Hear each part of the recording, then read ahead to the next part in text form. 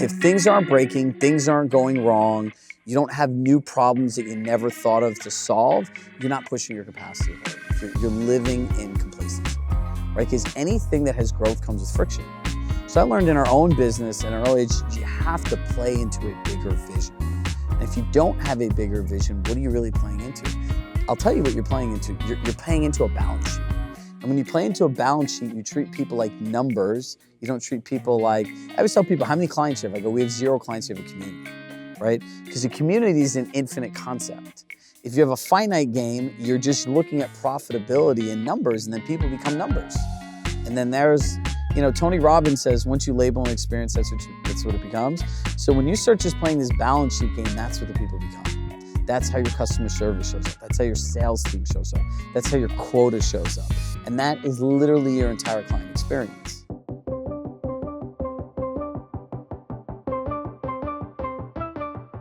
Welcome to the Mile 40 podcast. I am your host, Bishoy Tadros. Thank you all for continuing to tune in. It's really much appreciated. If you haven't already, please be sure to hit subscribe if you're listening on Spotify, Apple Podcasts, YouTube, wherever you get your show notes from. Also, check out the notes. There's a discount code for picking up a copy of Audacious or Break Barriers. We are back in the studio with the owner of the studio. I am super excited for today's episode. Today I have Chirag Shah. He's the co-founder and CEO of Chirag Shah Coaching, as well as the content studio Westport. Thanks for joining me. No, I'm excited to be here, and I've seen a lot of your work, and you have a great story. So, however I can be of value to the people listening, let me know. The privilege is all mine, and to the listeners out there, go look up Chirag right away. I didn't know much about you before I met Jacob, and he shared your background. He invited me to the studio, and then after you and I met that first time, immediately I had to learn everything. And one of the things that hit me right away was the fact that you've accomplished something that's rather difficult to accomplish, but on the outside may seem like something a lot of other people are doing. But I'm just going to kind of nip it in the bud right away. This is a very saturated space that you're in, and you've managed to distinguish yourself in this space. Maybe we start things off by giving people a little bit of background about where things got started for you, just so we have that kind of lay of the land. I think for me, everything starts with my family and values, right? So my parents came here as immigrants. My dad had $8.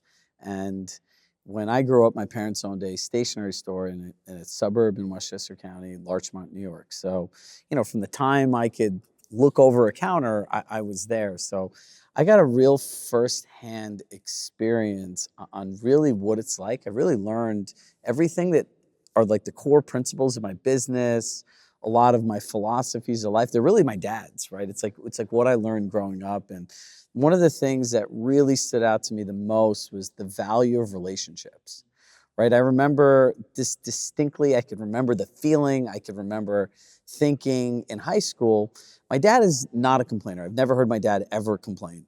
And I've never heard my dad, well, if this happened. And I remember that CVS opened a block away from my dad's store, and there was a Staples another block and a half up the corner. Never seen my dad worried. My dad's one of those people who's just very fulfilled in his life, right? He came home, he just wanted to be with his family. He did not want a single other thing. He wasn't out chasing money. He loved what he did. He loved his customers. He knew everything about all these families, but all of a sudden I'm in high school, and my dad got a second job. He was clearly nervous. And I thought we were going to lose our home and lose our business, right? And, every year back to school is like the biggest time for a stationery store. And I'll never forget the look on my parents' face. I went to one of the customers. I'm like, can I ask you a question? I'm like, why are you coming here when you could get a book or a notebook down the street or up the block even cheaper? And I remember my parents looking at me like, I want to kill you, right? And my mom said, we're really sorry. And the woman's like, this is a fair question. She's like, it's your parents, right? It's the relationship. They know me. They know my kids. They know more about me than a lot of the people that I even know in my life. And in that moment, it just clicked, right? It's anything you do. It's all about how you treat people, doing the right thing when nobody's looking. I could tell you 100 different small little scenarios and experiences I had as a kid about how to treat people, how to run a business, how it's based on values, knowing your clients, and really caring about people? You know, you just kind of made me a little bit, I mean, we're already, first question, a little bit emotional because I feel like there's a parallel between that story and a lot of immigrant stories. Because you come here as an immigrant, and for the record, were you born abroad or were you No, I born was born here? here. You were born here, but your parents immigrated, right? And they come here as immigrants, and they don't know the lay of the land. They don't know necessarily what it takes to succeed here, how to figure out the basic logistics about business, and kind of stabilizing yourself here in this country. But the one thing that a lot of immigrants do know is the fundamentals of what it is to be a good human, Work ethic. and work ethic.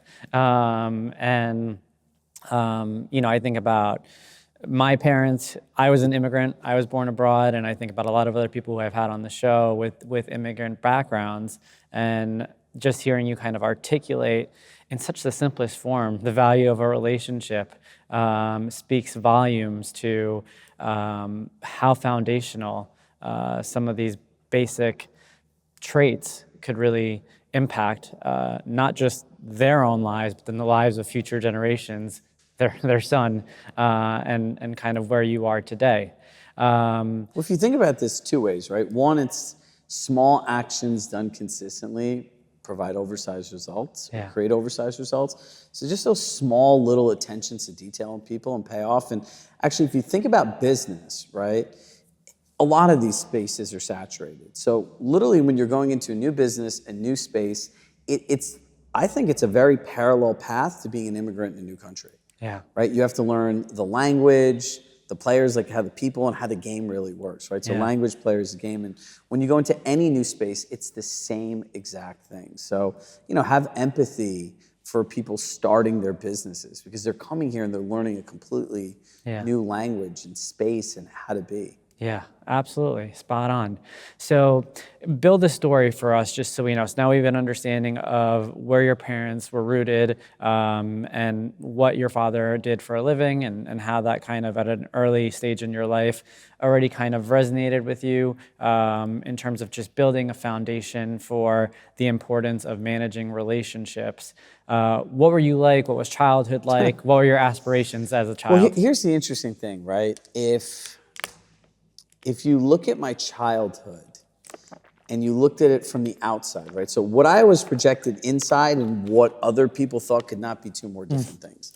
So if you looked at my childhood, I was a kid that just like, one, I couldn't follow directions if my life depended on it. I hated authority and I did not like school, right? So growing up as a kid, like I was rambunctious, and when I was younger, I was joking around I was the first ADD kid. Like they took me out of class. I had to go to all these different things. They tried to prescribe me Ritalin. I didn't like how I feel. So I've been managing this like hyper disorder and like trying to be focused. But the reality was I was bored in class, right? My mind was just so much further ahead. And my mom, you know, always says, oh, I wish we knew better. I'm like, Mom, you gave me everything a parent could humanly give, right? And so growing up as a kid, I was a bad student. I failed a ton of classes in high school. I was in summer school every year in high school. I liked to go out and hang out and party and have fun. So if you looked at my trajectory as a child and in college, I was social in my fraternity. And so if you look at what I was doing, the only mind, it was my mom and dad always believed in me.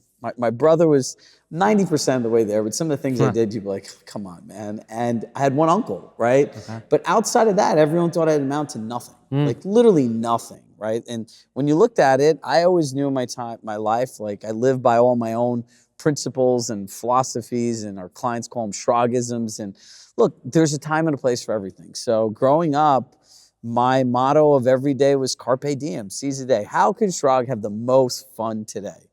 And that's how I lived, right? So I was very present in the moment. I want to have as much fun as I can. I was all about experiences, socializing, and it really translated well into a work world, like building community. And I was, everywhere I went, I've never, you know, I'll share this fast forward, like a coach I had worked with, I always felt like it just never really fit in anywhere, right?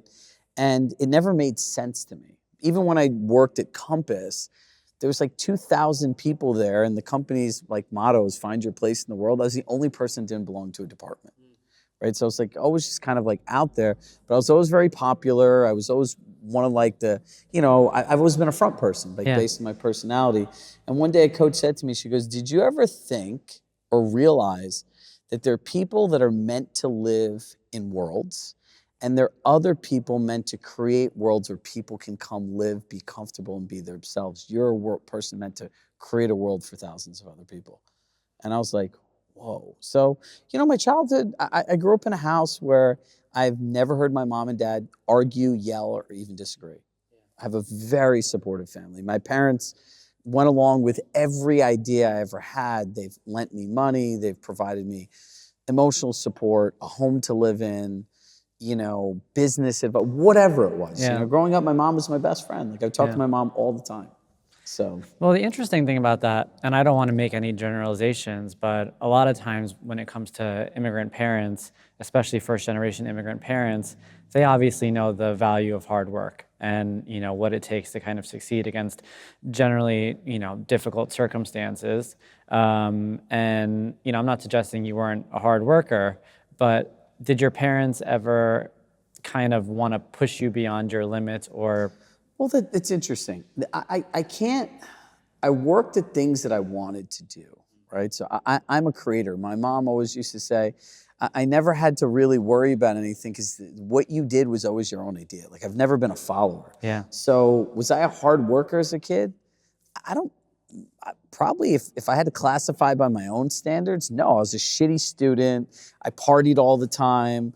I didn't do my homework, like all, that story, right? But when I wanted to make these events and parties and things that I would always put them together, right? So I'm a person that can build a house out of nothing. If I had an idea, a dream, I was always good at talking with people and getting to the outcome that I wanted. So I had a different set of skills, right? I was likable, I was smart, I've always been like a good friend to people. I'm loyal, I'm trustworthy, I'm reliable. Yeah. Those were the traits that I had. How I applied those traits into the portion of my life, you got to remember, growing up as a kid, my goal is like, I'm going to have enough fun as I can. And the day I leave college, is the day I'm going to be an adult, and all this stuff was done. And literally like this, like left college, that was it.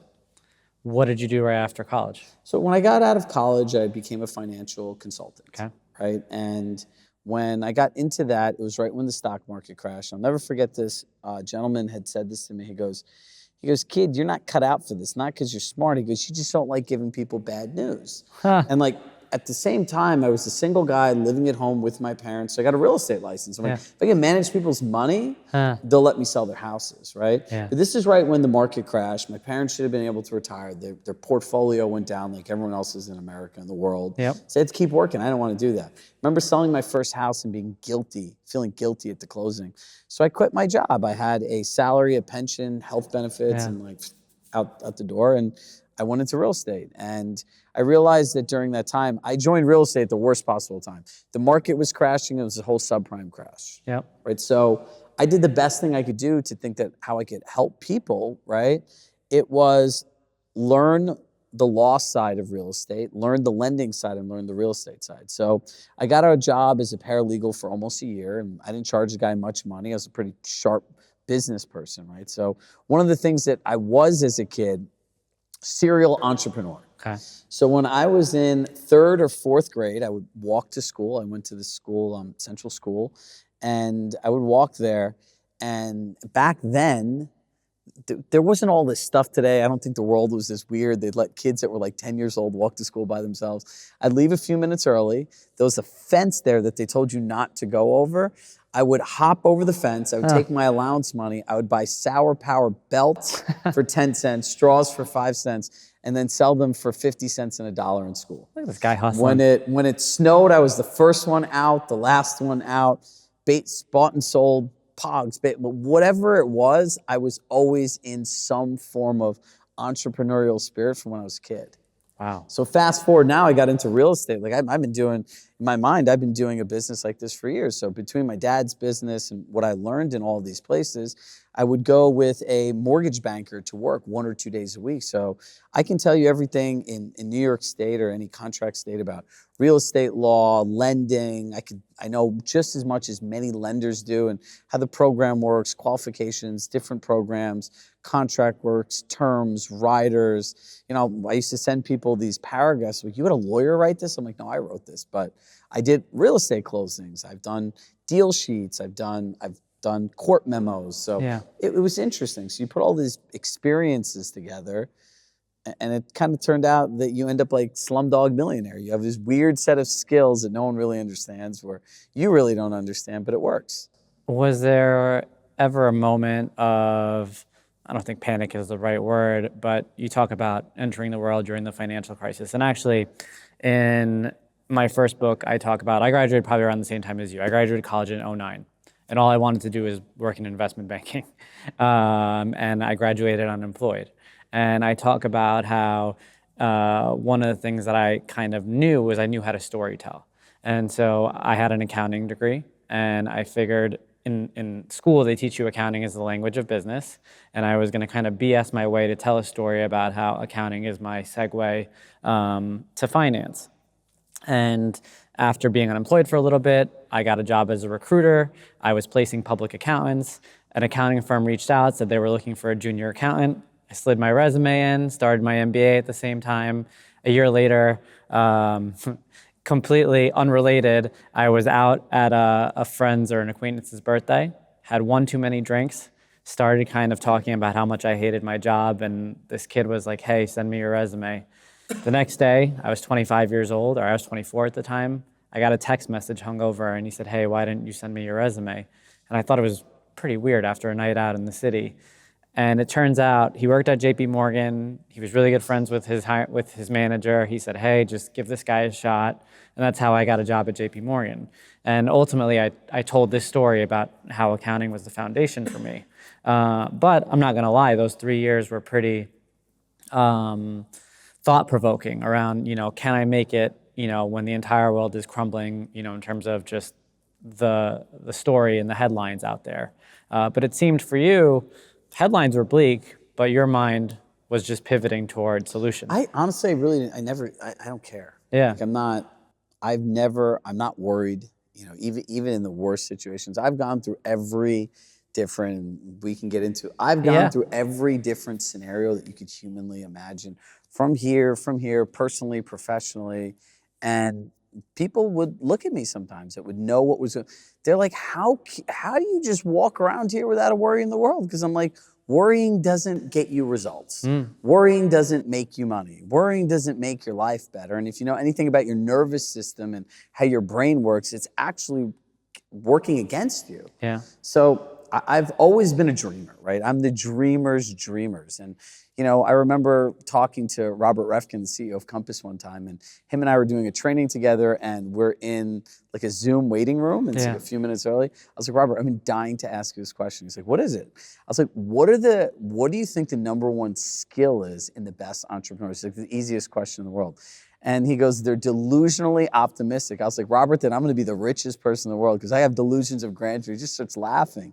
But even when I worked there, people always say, I'm a dreamer. And if you're panicky, you're worried, you can't really be a dreamer. You can't be both. I agree. Right? So I agree.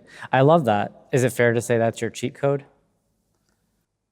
I was talking to, so I work with some NFL football players, right? And even now, in the spirit of Jacob, I went through some big changes in my life, and I'm not in candidly the same shape I was. And I'm like, if I'm going to work with athletes, I need to be able to go to a gym, talk shit, and hang, right? And so some of these players are coming here to work with me, and they're like, you Chirag, let's grab a workout. I'm like, damn, man, I need to get back. And I said to him, I go, look, I rather die than quit. And that's my secret to success. You could tell me no 100 times. In my mind, if I believe it's possible, I'm not stopping until I get there. So cheat codes, like, I'm a dreamer. I'm relentless. I'd rather die than quit. And I'm never going to let other people be right, in the sense that, every year of my life, someone's like, yeah, there he goes. This is not going to happen. And I always tell people, I tell our employees this year, like, Chirag, we don't want to do this. This just sounds too crazy. And I was like, I will have to remind you again, everything that exists at this company is something I did that everyone else told me not to do. And if you look around all these innovators, all these ideas, all these things in the world, they all exist because one person had the belief in their mind that something was possible when everyone else around them told them no. Absolutely, beautifully said. But I hear you talk, and I think about all the people out there who have a similar mentality. And with a lot of them, there's a certain fuel. And maybe you alluded to the fact that there's certain things that you had been through and kind of like got the fire going within you. I got a chip on my shoulder. Yeah, and what So I want to get at here okay, is, so then let's talk about the chip. let's open up. Let's talk about the chip. In the end, right, I will never, someone else's opinion of me will never be my circumstances, right? So that is a Les Brown quote, Sure. right? And then David Goggins, he has that mental Rolodex that he talks about, Yep. like, oh yeah, this freaking dude in this Yeah. time. I have literally like a list. Some of the Yeah. people joke around, they call it like my hit list. And Yeah. then I just have a list of people, experiences, and things in my mind. It's like fuel in a gas tank, right? Like I need it. And sometimes mentally, if I don't have it, the worst thing or the best thing a competitor could do if they're like in the same space as me is just leave me alone in peace. It's weird. I have like a wartime mentality in what I do. And it's funny, I've never really actually talked about this. You know, my old manager and one of my closest friends, Rory, he's like, dude, you're like a soldado, you're like a soldier. He's like, you're a person that's like constantly in something, and then when you're just sitting there and there's no something, it's like when people leave war, they don't know what to do. And in my mind, every day, that's there, and it's just constantly driving me, right? Because the only thing that I want to know in my life is if I remove every fear, doubt, worry, uncertainty, anxiety, disbelief, what is possible for me? Like, how much can I get out of this life? And if you go back to my childhood mentality of carpe diem, it's very similar today, but just in a more thoughtful, purposeful way that helps other people, right? So I'm constantly driven by, and I tell people when I meet people now, like you build a cool business, you build it quick, all these people want to work with you, right? And there's all these different opportunities. And we should talk about the greatest skill of entrepreneur is being no. But, I always tell people, I'm like, look, can this help people? Number one. Number two, is it something that's never been done before or people don't think is possible? And three, can I have fun doing the process? If I can't do all three of those, I don't want to do it. And if I can't have fun, you could have one and two, and if I'm not gonna have fun with the people I work with, dude, I'm out. Like, I'm not even doing it. Like, life is way too short to spend your life trying to make money with people that you don't like, right? Like, most of my clients are my friends, right? And so I wanna do things that help people, that push possibilities, and that you could have fun. The idea that you could build a business and not make it fun, then you built the wrong house. You gave me some Michael Jordan vibes from The Last Dance, right? Like, I took it personally, watching him sitting in that chair and saying that. And that's the vibe that I get from you. But that is, when they, when somebody canceled my project, I took it personally. Yeah. When people told me you're charging this much money for coaching, nobody's gonna pay you, I took it personally. When people told me I could never build an end-to-end real estate system, I took it personally. In 2021, I remember sitting in, at that point, the house that I lived in. Yeah. The part that no one talked about in the pandemic was what it was like for us extroverts. I was dying, literally dying, right? So I'm sitting there, I'm like, the world needs connectivity, right? Yeah. So I remember first everyone telling me not to do an event, right? Yeah. And then I'm like, you know what, fuck this. Like, I want to do an event. So at this point, I think I had like 6, 7 employees. And for me to go astray and to find an event space, talk to the people, I always tell people, if you're gonna hire a job besides like Dennis, who's doing the filming and stuff, which any job in my company, from customer service to support tickets to platform, all these things I know how to do, I just choose not to do them. Yeah. So I went and I called a bunch of places. I found the Brooklyn Bridge Marriott. I talked to the people. I put a deposit down. The minimum was like a couple $100,000. I had no idea what I was doing. I didn't know about the plus. Yeah. I remember coming back to my team, being like, all right, guys, I booked an event space. like we got to get like 300, 400, 500 people. They're like, what? They're like, we don't believe you. They're like, you need to show me the receipts. So I pulled it up on my screen. I remember talking to my business coach at the time and, like, excuse my language, He's like, are you fucking, how stupid could you fucking be? I'm like, what do you mean? He's like, dude, if you don't sell a good amount of coaching, you're gonna go bankrupt. And so I'm like, well, roll the dice. Another key to like driving me, I will bet on myself all day long. Like if there's like a loaded gun and life was Russian roulette and I'm betting on myself, I'm clicking this thing all day. Like I don't care. So I remember doing it, and I remember one day, and talk about taking it personal. Remember one day I think we had like 4 coaches at this time. It was like 1 year into business, right? We started in April 2020. We did our first event in September of 2021. So this is like early summer. And so I had my AirPods on. This is COVID. The kids were in the house. Their mom's at a doctor. The kids are screaming, right? So I'm like, all right, guys, let's continue the conversation. So I go downstairs, and these people start talking shit. Like, you gotta love Chirag, man. He's a dreamer. But there's no way 500 people are coming.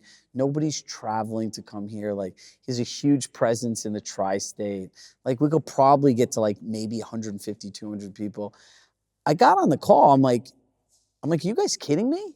And they're like, well, we want to help you, but we also we'll make sure that the company doesn't go under, because they all liked what they were doing. And I remember, fast forward, it was our first event. It's the first event anyone had in like our space during COVID at Compass and coaching these agents. We had 550 people there from 18 different states and a wait list. And I remember getting on stage and telling this story, like, yep, so for you, and you, I told you so. Right? Like, I love proving people wrong. And it's just, it's not bad, right? People look at these competitive spirits and people saying, oh, you're driven by this and that. If that's what makes you get up in the morning and you're not hurting people or at the cost of other people, great. Like, you should use it for how you are, because every person's wired differently. So this is how I'm wired. Yeah, I love it. And I feel like, you've definitely earned the right through your conviction to do that. And, kind of goes back to what I was saying in the beginning around the saturation of this space. There are probably a lot of people looking around, scratching their heads, thinking, I've never seen an office say coaching on it. Just, I haven't. And I don't know that I never even thought of that. I've never seen an office anywhere say the word coaching on it. And when you think about how many Instagram pages say coach on it, it says something about you. You saw a vision and you literally physically brought it to life in the most beautiful of ways possible. But at the same time, there's probably other people out there who are really more so projecting on themselves, but probably thinking, what did this guy do differently? That really kind of led him to kind of bring this vision to life physically. And so it's a way of saying, I'm super proud to know you, number one. But number two, it's also calling out that I don't even think that crossed your mind, the idea that other people are probably out there, putting a target on your back. Because there's always a target on your back, right? So, and we'll get into my arc of how we got here today, but look, real estate is an industry that is completely saturated, right? There's 2.1 million licensed real estate agents. There's God knows how many different companies. And so Robert Refkin came with this vision 10 years ago, right? And I love Simon Sinek, the infinite game concept, love right? Simon Sinek. Finite game, there's a beginning and end, like a winner and a loser, like football. An infinite game just keeps going and going and going, and sometimes you're ahead, sometimes you're behind. And what I learned out of this, and my experience there, was this. Look, in a game or a business where you have 10, 20, 30, 40, 50, 100 years of head start, you shouldn't lose, right? But all of these companies viewed their agents not as their clients, not as their customers, number one, right? So if you look at a big real estate brand, a home buyer, home seller is their customer. You go to Compass, the agent is a customer. So it's a whole different experience. So when he came into this with this infinite game concept, right? And when you're in an infinite game, like coaching, and you start playing as a finite player, it's just a matter of time till the infinite game player beats you, right? So I don't ever think about any of this stuff. I never thought about who had an office or who doesn't have an office. I'm playing my game and I want to play offense, right? I'm not playing defense. I don't think about any of these things. And look, I always tell my team this, If things aren't breaking, things aren't going wrong, you don't have new problems that you never thought of to solve, you're not pushing your capacity hard enough. You're living in complacency, right? Because anything that has growth comes with friction. So I learned in our own business at an early age, you have to play into a bigger vision. And if you don't have a bigger vision, what are you really playing into? I'll tell you what you're playing into. You're playing into a balance sheet. And when you play into a balance sheet, you treat people like numbers. You don't treat people like, I always tell people, how many clients you have? I go, we have 0 clients, you have a community, right? Because a community is an infinite concept. If you have a finite game, you're just looking at profitability and numbers, and then people become numbers. And then there's, Tony Robbins says, once you label an experience, that's what it becomes. So when you start just playing this balance sheet game, that's what the people become. That's how your customer service shows up. That's how your sales team shows up. That's how your quota shows up. And that is literally your entire client experience. Love that. We recently had Will Nitza, the CEO of IQ Bar, on the pod, and he talked about how he views everything in life as a game, in particular, his business, and how, he's relentless about doing what it takes to win at these games. And I like this guy. And a lot, yeah, I mean, he's super, super interesting. And just the other day, I saw him post that they had their biggest e-commerce day so far since the business has started. And all I kept thinking about is, this is just a game to him. Like, he doesn't care that he just, made X amount of money. What he really cares about the fact is he's winning this game. And so, like, I got that vibe from you just hearing you talk about it. For the sake of the audience, to get some background, now tell us about how this came to be. So how'd I get here today, yeah. right? So I sold real estate for 14 years, and I had my own company, right? So I remember my original business partner and I amicably went our own way, but I lost a lot of the money I'd saved in a venture that we had. And I remember sitting down, and I interviewed a couple brokers and sitting down with my dad, and I made him a whole sheet, and essentially I was pitching him. And so my parents wrote me a check for me to start my own business. So I started my own brokerage. I grew it, and as time went on, I didn't have a big brand, so I didn't have a back-end library, a tech stack, resource. I didn't have anything. So I was always paying for coaching. I got my first business coach where I had a $2,000 a month credit card limit. The coaching cost $1,000. If I didn't make money in 2 months, that was it. So I was constantly paying for this. And they always say that people are trying to help other people or helping a younger version of themselves. Yeah. I can tell you how much I've learned a lot out of coaching, right? I have the perspective that you could always just like take something. But I also tell you how many times I paid to go to conferences. I'm like, I'm going to learn a listening presentation and compete with other people. The workbook would be blank. Yeah. The seminar would go off topic. They wouldn't cover the topics. And that's where I started really subconsciously learning my own learning method, right? Because if you're listening to listen and you're listening to take notes, you're not listening to anything at all. Agreed. Right, so as I started doing it, I sold real estate successfully. I started coaching people because it was like helping people, right? I just liked it. My mom used to joke around and say, like, if collecting people's problems were a job, you'd be the richest person in the world, right? I'm like, now I joke around like, Mom, it's called coaching, and we can charge more than lawyers, doctors, and all these people that went to these fancy colleges, and it's just kind of humorous, right? I don't mean it like literally. Yeah. And so,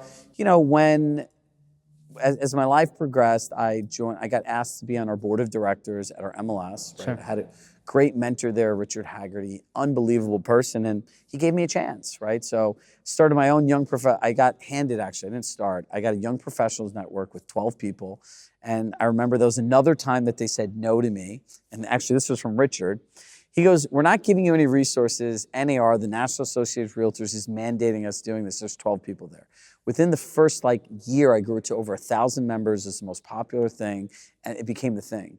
And I remember them coming from NAR, and there's a booth there one day, and I went up to this person. I'm like, my famous was like, can I ask you a question? I'm like, what's your problem? What are you doing here, and who invited you here? One was like, what? I'm like, I've had 10 people come up to me that you're asking these weird, creepy questions. And I'm like, let me make your life really simple. Because she's like, how do you get so many people here without offering continuing education? I was like, no one cares about your education, and real estate agents care about 2 things: how to make more money and how to save more time, right? And if they're making more money, they're helping more people, and if they're saving time, they're creating better client experiences because it's based on a system.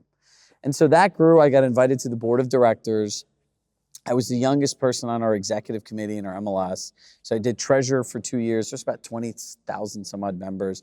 And I was vice president for 2 years. So I got this first real world taste into how do you think about things for masses, right? So around 2018, I had a business partner then, and we were approached, and the company ended up getting acquired or bought by Compass. And I remember when I went there, I was like, I want to do coaching and training. Like, I'll come there if I could do this. I didn't know this, but they literally invented this job for me. Like, there wasn't really a job for coaching and training, right? So, there was a guy that that I met. His name was Rory Gollad. I joke around all the time with him and say this. I go, remember when you interviewed me and I asked you, one, you were late, and two, like what you'd be good at, what I would be good at? And I go, I'll never let him live this down.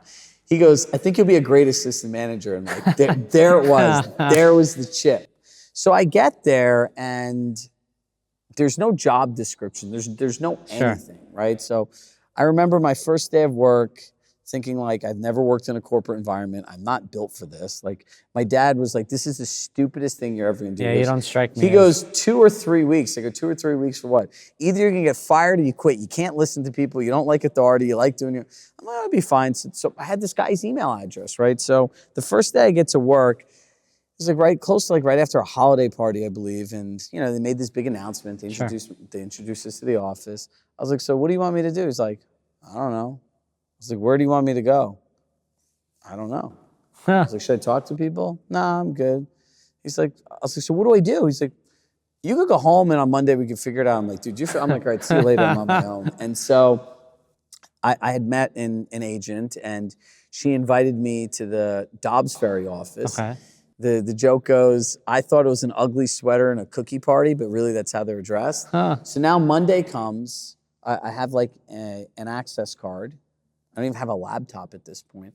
And now I'm going to a place where I don't know anybody, right? So I figured out that there was an email list, and I literally just started cold prospecting people. And one of the first things I did, because back in 2018, Compass has had this amazing trajectory of like venture capital, IPO, #1 real estate brokerage in America. So no one knew anything about it, right? And I even went there, I'm like, how do they make money? So I started walking around to everybody, and like there's a saying that says, seek to understand before you seek to be understood. Yeah. So I'm just trying to understand what's there. And I remember talking to 50 different people. Yeah. And I'm like, what's Compass?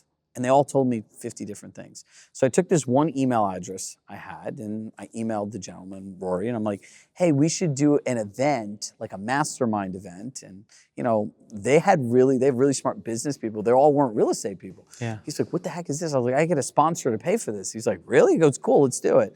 He's like, if you get enough people, I'll show up. Well, 90% of Westchester showed up, which was unheard of for that market. And it just turned into a thing. And before I knew it, I was the one who wrote the program for Compass on how you sell Compass to clients. Wow. Because the agent at Compass is a customer, and then I realized, I'm like, wait a second. Who's telling them how to explain this to their clients, right? Because all the product marketing is done for the agent. Yeah. Right. So simultaneously as we're doing this, I have a Calendly link. I'm writing prospecting emails. Like, I'm cold prospecting agents and just trying to meet people. I go to onboarding. It was like a scene out of like Boiler Room, right? It's like, and the guy who worked there, I can only imagine. I forgot his name, but he used to be the chief people officer at Facebook. He's like, we've hired the brightest people in the world. Let's go around and introduce yourself.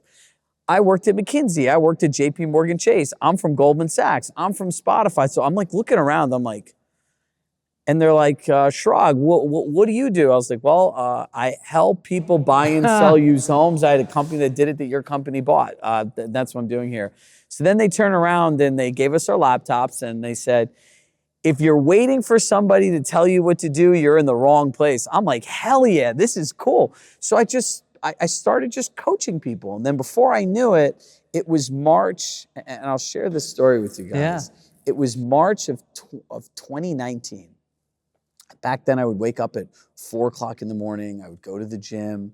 I had moved up here to Westport from Westchester, and then everyone was like, oh, you're never going to go to the gym at 4:30 anymore. So to prove a point, I started waking up at 3:30 and getting to the gym at 4. I would get to the city every day at like 6 o'clock. So, my mentality was, if I worked 2 extra hours a day, just in the morning, I'd stay as late as anyone else would. That's 10 hours a week, 40 hours a month. Sure. And at the end, I'd work 3 more full months than everyone else, and that's how I was going to head.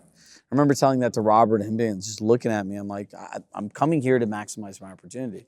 So I remember working out that morning, and I used to take this BCAA that had some caffeine in it. Okay. I would normally drink it in a 32-ounce bottle. I drank it in a bottle like this. I'm going into the city, and this is like a huge presentation, right? Yeah. I remember being there in the first all-employee meeting. I didn't know anybody. No one gave two shits about the lifestyle brand I created, Shrug. And at that point, like in Westchester, I was a big fish in like a smaller pond. Right? I was never in a And now you're in the national city market. and you're. And so no one cared what I did, who Yeah. I was. I couldn't even convince the recruiter to let me work outside of Westchester. Yeah. And I'm like, this is ridiculous, right? So now Rory, I didn't realize that when he got this job as president of the New York region, he was leaving Robert's chief of staff, so he wanted like something big. So he saw the opportunity. Before I knew it, every single office in all of New York City, Brooklyn, and Queens, he must have had people put up thousands of flyers. They're in the bathroom, in the wall. It was everywhere. And he's such just an incredible human in the sense that it said pitch and compass. It had three. I'll never forget this. I remember seeing the flyer. It's like Rory Gold with Chirag Shah, All of a sudden, my name was everywhere.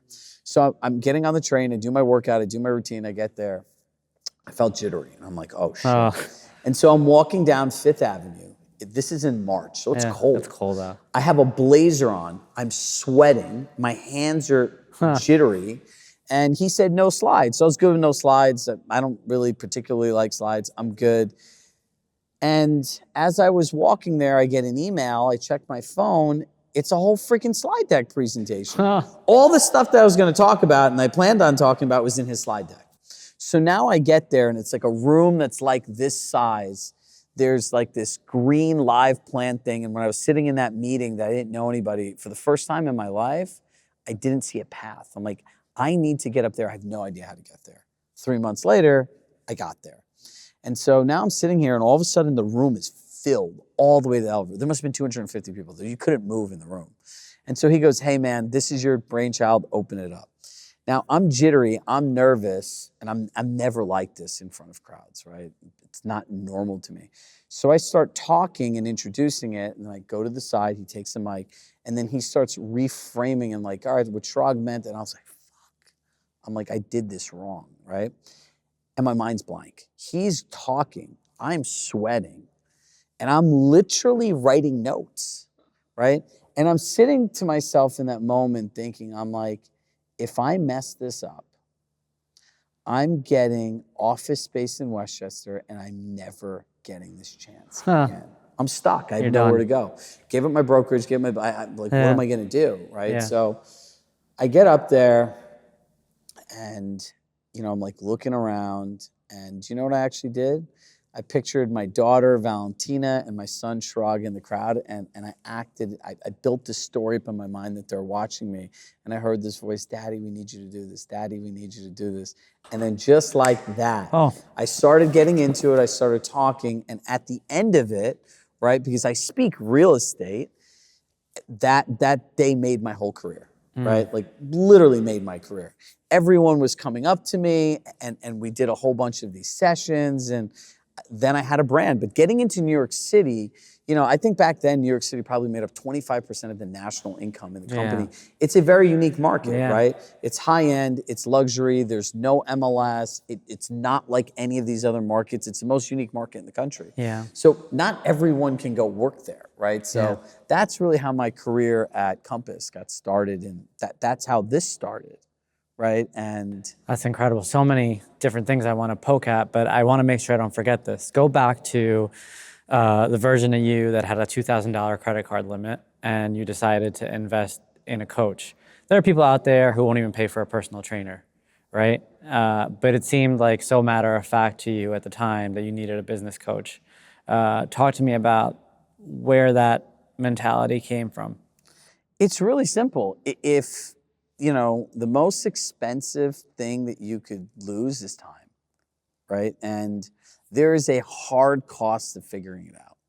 So, we always talk about with our clients this concept of the KPIs of money. How much does it cost you to run your life daily, weekly, monthly, and annually? Blend in your business costs. That's how much it costs for you to live a day, right? And when you have big goals, like you don't have to reinvent the wheel. If Michael Jordan had a coach, why wouldn't I have a coach? Yeah. Right. So to me, it was like a simple investment. And again, I'm a habitual risk taker on myself. Yeah. So while everyone else look at you have $2,000 to go wrong, I'm not thinking about that, right? There's one of my favorite shows is Suits. Yeah. People always joke around like Chirag thinks he's Harvey Specter. He's one of my favorite TV characters. I love that. And I love this quote. He goes, you know what the difference is between me and you? You're trying to lose small and I'm trying to win big, right? And that's me in a nutshell. I'm trying to win big, right? So I knew that what I didn't know on my own, I can always just get from a coach. And this is just translated in years. Now that, we have a higher top line revenue, we will spend hundreds of thousands of dollars on coaches and consultants. I spent 3 hours in the city yesterday with my business coach. 3 hours, right? And so it's the fastest way to constantly improve. For people that don't want to buy trainers, like Jacob was on here, I encourage you all to watch this episode.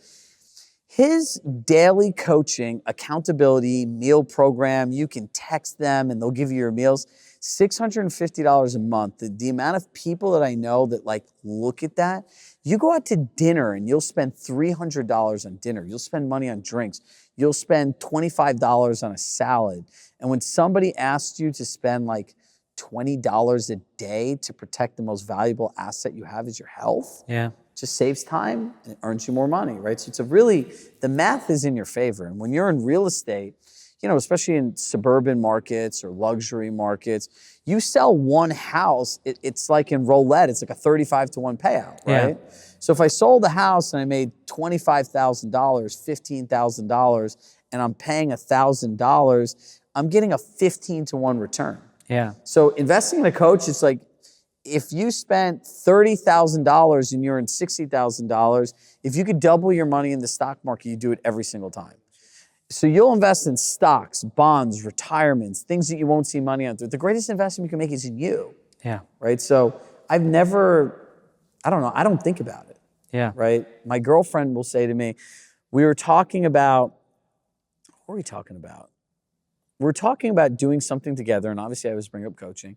She goes, let me tell you, they're going to send you a $20,000 proposal. And you'll be like, oh, great, you can break it up over 4 payments. And at the end of doing it, we could have this, this, this, and this is what it's going to do for life. She's like, this is how you think. And I'm like, I've never heard anyone say that to me, right? She's the best mirror in my life. Huh. And I'm like, yeah, 100%. She's like, oh my God. She's like, but everything in my mind is like that. I love that. Like I want to go as fast as I can. And every person in their life, the capacity is based on their experiences of who they are today. Past, present, there is no future, right? So if you live in the capacity of your own experiences, there is your capacity. You're full, right? So if you can't change your mindset and the way that you think about something, so mindset, I would say, is thinking about something differently than you presently do today. Not like the pie in the sky, the secret. Sure. For the record, I like all the woo-woo stuff. People in California are very happy, and there's a reason for that. And it's not the high tax bracket that they're in, right? So it's not that. But my point is you have to believe, right? And if you're a business owner, the math is in your favor, right? And if you can't invest in yourself, then you really want to look in the mirror. Because every day, every moment, we always joke around that, a buddy of mine, where when you go outside to breathe air, it costs $300 today, right? You invest in money and time into things everywhere. But why not you, right? So I joke around people, would you go out to dinner tonight? Would you spend $200, $300? Would you just find the most cost-effective things you order, whatever you want? No, I'd order whatever I want. So let me ask you a question. You'd go to dinner for 2 hours and buy a bunch of food that's probably not even good for you. But then if someone asks you to invest $300 a month into yourself, you're literally analyzing that decision the same way you were if you're picking a doctor to cure your kid's cancer. It's crazy. In my mind, it's like an epidemic in society where people can't invest in themselves, but they'll invest into everything else consciously. If you know me, you know that I like to look good and feel good. As an endurance athlete who trains daily, I need my wardrobe to fit the mold. Roan creates performance-driven clothing for your active lifestyle. Each piece is designed for versatility and made with integrity to outfit you for an active life lived on your own terms. The Roan promise is to help you move forever forward. Use code MILE40 for 20% off online and in-store for new customers only. Visit www.rhone.com, that's Rhone spelled RHONE, or find your local store and move forever forward starting today. Couple questions, and I'm like trying to think which one I want to lean into first. I think when it comes to coaching a lot of times too, and maybe this is something you could help people shape their mindset around, especially when it comes to business coaching, mindset coaching, for somebody who is of the same mentality as you in terms of chip on your shoulder, winner's mindset, there's a little bit of ego and a little bit of pride. There's no ego. There shouldn't be, but there is, at times this idea of, what does this guy know that I don't know? And, is it really worth that dollar amount to pay another human to figure out something that I feel like I'm capable enough to figure out on my own? And I'm not talking about I'm not talking about your average client. I'm actually talking probably about someone who, exactly, I'll give a you performer. an actual experience that I learned this from. So I have a marketing coach. Yeah. She's incredible. She did Tony Robbins' last book launch. Yep. Jen Hootie, and she's this amazing Vivid Vision program now. And she wrote me, this was in 2022, I believe. 2022 or the end of 2021. She wrote me a proposal for like all the stuff that I wanted. We'd worked together for some time, and it was $75,000. It's like $75,000. First, my thought is, I'm like, shit, man, this is a lot of money. Then I started feeling like, oh, this is crazy, right? And she's like, look, Chirag. She says, the reason I like working with you, because she'll work with me individually, and she doesn't keep a lot of people like this. And I'm still building my business, right? When I did that COVID event, I went to see her in San Diego, and I was telling her, I'm like, I got a VIP day. I made the investment. In the beginning, I actually started in her group, and her and I kind of built a friendship throughout time. I'm like, wow, I made it. I remember my buddy being like, she's the baddest copywriting marketer person. If you like, the budget's not an issue. And she's like, I can look at you. You can have the most crazy idea in the world. You don't have a plan yet to get there, but when I look in your eyes, it's already happened, right? And she's writing this proposal at $75,000 for something. I could hire an employee. I could going through all this stuff. And she goes, look, one thing I know about you, whatever it is, you're going to figure it out, right? But she's like, what is really the cost of figuring it out? Time, right? So at that point, our business probably had a $50,000, $60,000, $70,000 a month run rate. If it takes me 4 months to figure it out, it's $280 grand, right? If I figure it out today, I get the benefit of what it is today, plus the learnings, plus the knowledge, plus I'm moving faster, right? So you have a present state of where you're in today. You have a future state of where you want to go. Your business coach, if you get the right coach, will make your future state, your new present state, much faster than you ever will on your own. What should one look out for when they're looking for the coach? Well, the first most important things, if you can't listen, follow directions, and get outside of what you believe is true in your brain, you might as well just take the money and burn it in a garbage can. Or if you talk to me, I don't even want your money. I have nothing to do with it. Because remember, my dad, he never sold like dirty magazines, cigars. The day that he could get rid of cigarettes, he did. People would come for lotto tickets sometimes. It was like a high-end stationery store. My dad would say to people all the time, you want to win money this? Take all the money that you waste in it every day, put it in the jar. At the end of the year, you won the lotto, right? Like you won something. So, it's mindset, right? So when you go back to the concept of that's our capacities, our own experiences.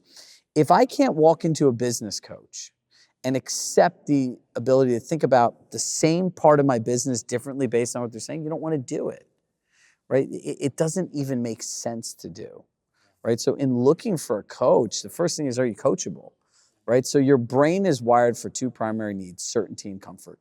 Doing anything new is uncertain, uncomfortable. It's the same reason you see people in bad relationships and they can't get out. And from the outside, you're like, this is crazy. Why don't you leave? Because that new relationship with yourself now is uncertain, it's uncomfortable, so your brain doesn't do it. So if you can't get through that mindset, so our philosophy in coaching is a golden triangle. Mindset, performance, tactics. People go to a coach for tactics. Tactics is actually the least important thing. Yeah. Because if you don't have the Because you can get mindset, the tactics ability to anywhere. think about things differently, performance, like that's where a tagline comes from, unlocking your promise. Once you're able to accept something differently than you do today, you still have to unlock your promise, your mind, your time blocks, your tackling, your follow through, you're not giving up. And then the tactics can actually make a difference.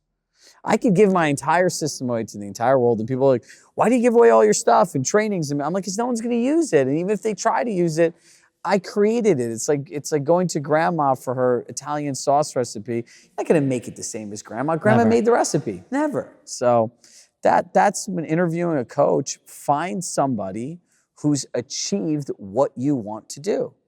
You'd hire Jacob because you look at him, he looks like, he looks like Thor in a Marvel movie where somebody literally drew him.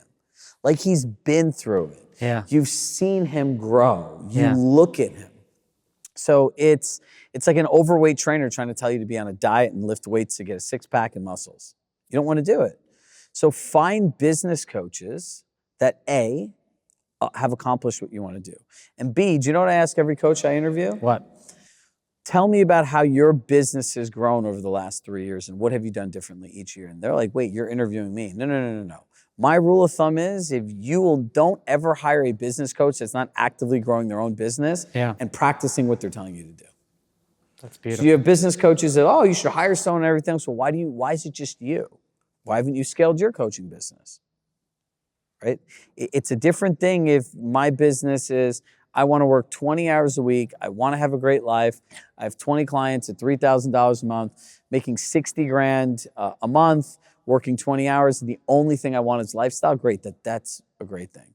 But that's not what people want. It's literally, if that was my brand, it would be on my website, right? I work with 20 clients only, and my goal is to help build a similar lifestyle. And I'm in it for life. I'm not in it for income and growth. Yeah. Yeah. No, that's spot on. What was the worst investment you've made so far, in your mind? Where do I start, right? I have like a pile of failed corporations, ideas, platforms that didn't work, technology that didn't work. This last year we had this idea of a navigator for our clients, right? This text-based onboarding thing.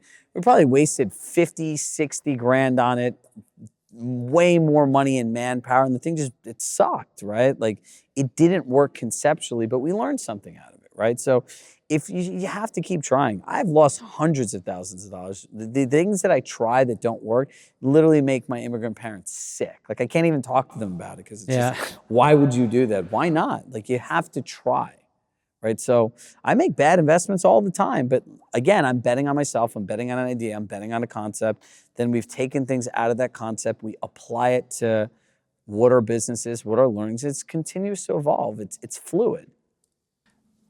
To that point, you talked about when you envisioned your children in the audience, right?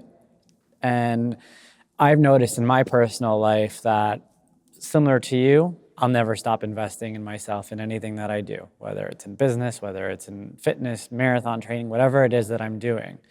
But I have noticed, just maybe pulling it back a little bit as a father.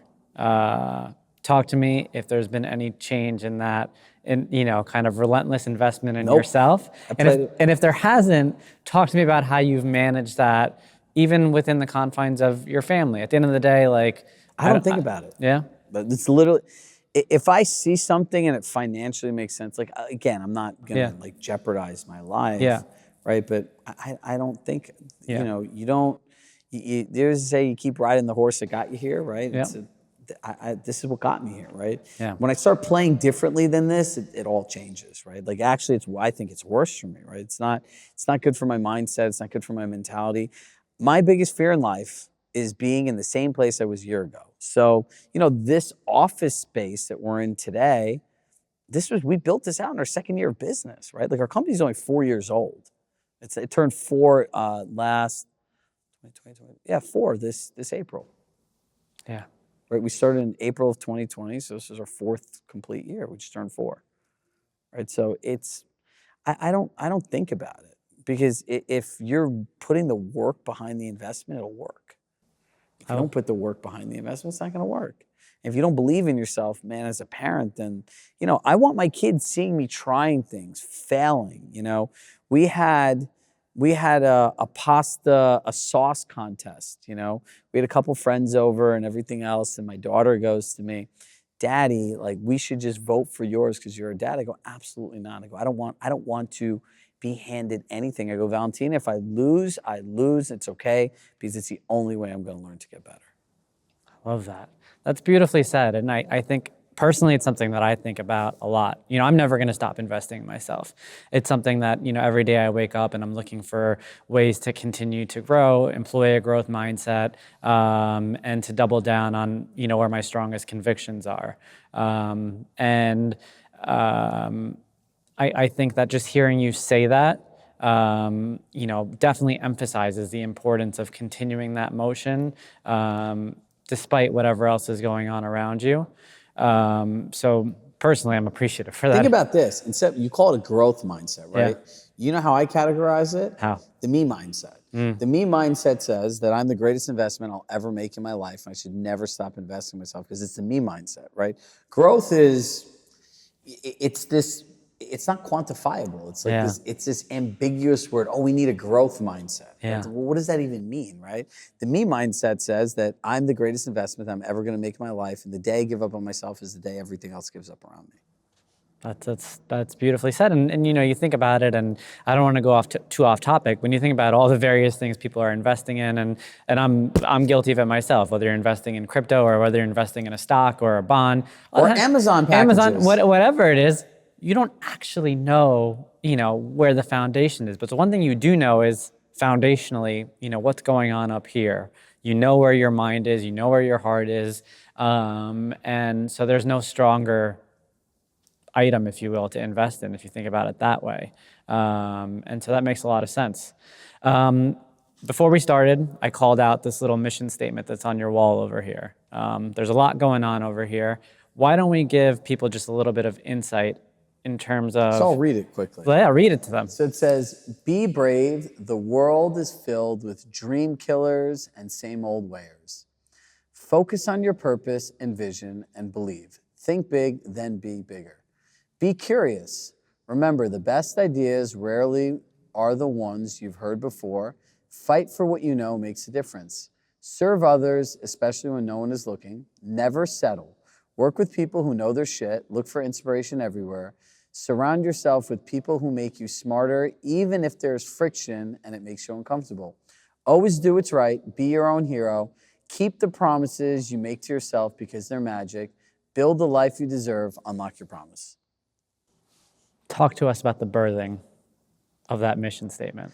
Well, first of all, I didn't write it, right? Okay. So there's a woman I work with, Tracy Weir.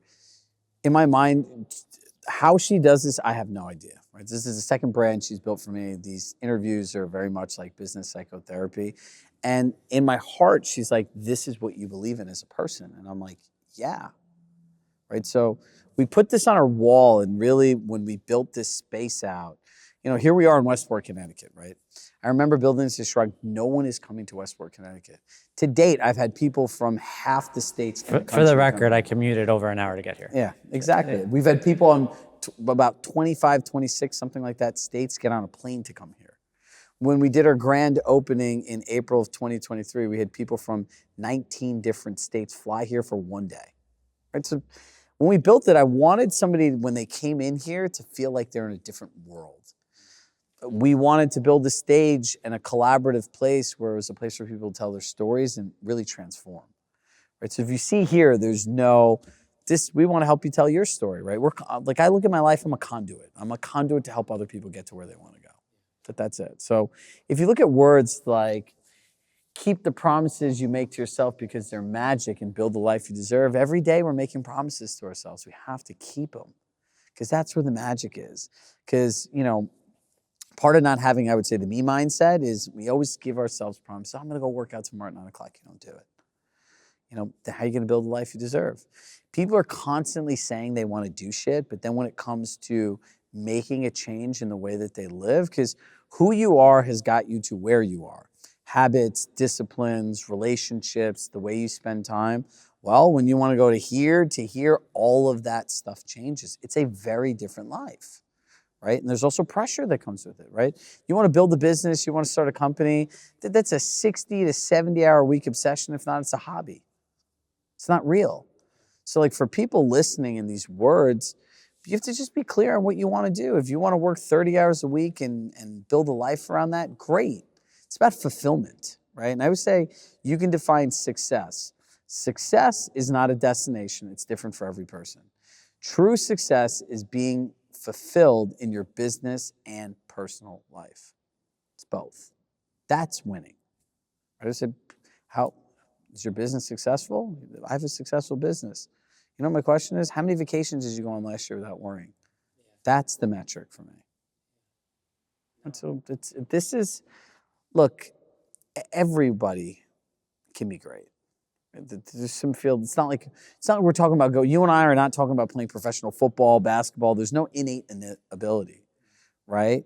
Grit, like what is it? Hard work always beats talent, or whatever the quote is. Like, dude, people that are gritty and scrappy, they win because they'll figure it out over time. Yeah. No, you're absolutely right.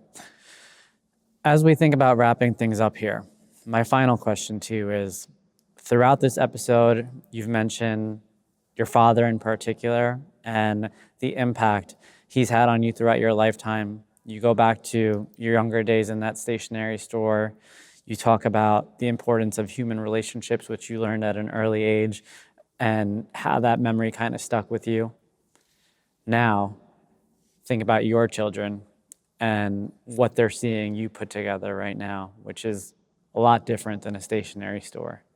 And think about what it is that you want them to take from what you've built and hopefully pass on to their generations. Well, I think just it's possibility, that anything's possible. You know, my daughter's 8 years old, and she says, Daddy, I want you to teach me how to use a calendar so I could make a schedule and follow it, right? She says, if we don't have a plan, then people are just going to be on their devices. And then she goes, Daddy, I could probably, I could start a YouTube channel and like teach people. I'm like, Valentina, what you know about timing and planning, most adults don't know how to do, right? So like, I just want to teach my kids it's possibility. And I said to my son the other day, I go, look, he's 10, he's going to be 11. I'm like, you have 12 years. He's like, 12 years for what? I said, you have 12 years to learn the skills to be able to take care of yourself and a family that you want to have forever. So how are you investing your time, right? I want them to live in the world of possibilities. My kids will tell you two things. You wake up in the morning, you work out, and you go to work and you help people, right? Like I just want them to be good people. Whatever they want to do, they can go do, right? We live in a world where there's just endless possibilities, right? I believe in people, possibilities, and opportunities. And those are three things I want them to be. I want them to just be good people, right? Like care about other people, right? Have a vested interest in seeing how you could help somebody else before how they can help you. You know what I realized we never talked about? We never actually talked about what I do today. Tell them. The conversation's not over. No, it's interesting because, just someone's going to watch this, like, what does this person actually do? And I'm more interested, as you can see in like the backstory. And, in podcasts, I never talk about how they got here. So I worked 2 years at Compass as a director of coaching and training. I built national retreat presentations. I made national training around technology, tech adoption, all kinds of different things. And it was January 28th, 2020. It was my old boss's idea. He's like, we should start a coaching company just for Compass agents, right? Because they have this $1 billion technology platform, but you go to an outside coach, you don't understand. The coach doesn't know anything about Compass. The culture is like the employees like you, the agents love you. You have a niche of working with like the top 1% of people. And, within like, I think it was like a year and a half, we're the number one and largest coaching company with Compass agents. We work with 1,500 agents across 38 different states, markets. We have over 1,400 pieces of content on our platform. We have Chirag AI, which is literally like me being your personal coach in your pocket. We have this amazing office space, which is the content studio of Westport. So we have a content service where people can come here and film content that looks like this And it's for people to tell their stories, right? So it's not like going into a production house like this Sure. where it's a $10, $20, $30,000 minimum to walk in. It's not what we wanted to do, right? So we do live events here. We do teaching here. I work with some NFL athletes. I've done some really great work with the pro athlete community and shaping how their education programs and everything works. And we do consulting, right? So we have an amazing business at Compass. And people ask, do you only, because I'm going to get an email that says this, do you only work with Compass agents? And the answer is yes, right? And, there's a saying, don't forget who you were before you became who you are. And I can't be more thankful to my old manager and mentor and friend Rory and Robert and all the people that supported me here. And look, the reality is in 2018, 19, no one even knew who I am, right? So we are nationally known in the real estate space as one of the top coaching companies in the entire world for real estate. I have clients that do upwards of $500 million in business, that top 1%. We have over 1,000 people in our group program. The reason I say that is that we have built something successful in one place, and I think loyalty is one of the most important values that somebody can have. And so as we kind of started growing, we realized that this stuff works everywhere, right? So there is our real estate coaching, there's consulting, and there's content creation, right? And it all drives back to the same thing, right? It's how do you unlock somebody's promise? How do you help people? And look, I'm not interested in finding people that just want to build bank accounts and neglect their kids. Most of the people we work with are families. And if coaching is working, your life or business independently could get better on their own by a great business coach. Both get better at the same time. So you really want to learn how to build a business that fits into your life and stop trying to fit the most important thing in your life, your family, yourself, into your business. Talk to me about how, when you accepted that it's important to help people in an industry that's very much based on individual contribution, right? I've always been like this. It's like the Young Professionals Network, being on the board of directors, giving up my real estate dream career in another space that I built out that was very similar than this. I never even got to launch it, right? We actually had a waterfall in that office. It was pretty crazy, but I just want to help people, right? Like one of the most valuable things, it was in 2022, in my backyard, we got a tent and we invited a whole bunch of people. And again, people traveled from all these different states and we did a Friendsgiving, right? And I said in the room, because one person believed in me. One. Like that's all that it was, right? Like I was a square peg in a round hole at a company. I operated like an entrepreneur. I go, but because one person believed in me, saw past my scrappy roots. When I started working there, my business coach, and he's like, what he said to me, he goes, drop some time on my Google Calendar. I'm like, what's a Google Calendar? And how do I put time? I didn't even know what this stuff was, right? I was like, I was like a really talented basketball player picking at Rutgers Park, and they turned me into an MVP, right? This is a great analogy. I love that. And I said, the greatest thing you could ever do in life is believe in somebody, right? And because one person believed in me, you had this experience, you're now home with your kids, your business, like all of these amazing things are happening for thousands of people every year because of one person, right? And to be able to give that gift out into the world is incredible. You're so right. You're so right from many aspects. And I've been preaching this for a long time. I'm going to share a personal story just so you know. In 2017, that was the year that I decided I was going to share my story with the world. It was after I had my mile 40 moment that I didn't talk about with anybody. And my background was I was born in Egypt. When I was 3, I was diagnosed with leukemia. Between the ages of 3 and 13, I was an immigrant child assimilating, battling cancer here in New York, right, trying to fit in. Never really talked about it, ever, to be honest. I as a child, you assume people are going through similar struggles. You don't realize that. You're captive to your own experiences. Yeah, you don't realize that was your journey. So now I'm approaching my 30th birthday, and I decide I'm finally going to share this story with the world. And I decided to do it to run the New York City Marathon because I had to fundraise to get entry. And the fundraising request was $3,000. And I got nervous and ultimately shoved it in a drawer and almost never shared it. About a month went by, and I approached a mentor who I had really only been working with professionally at that point. But something about him kind of stood out.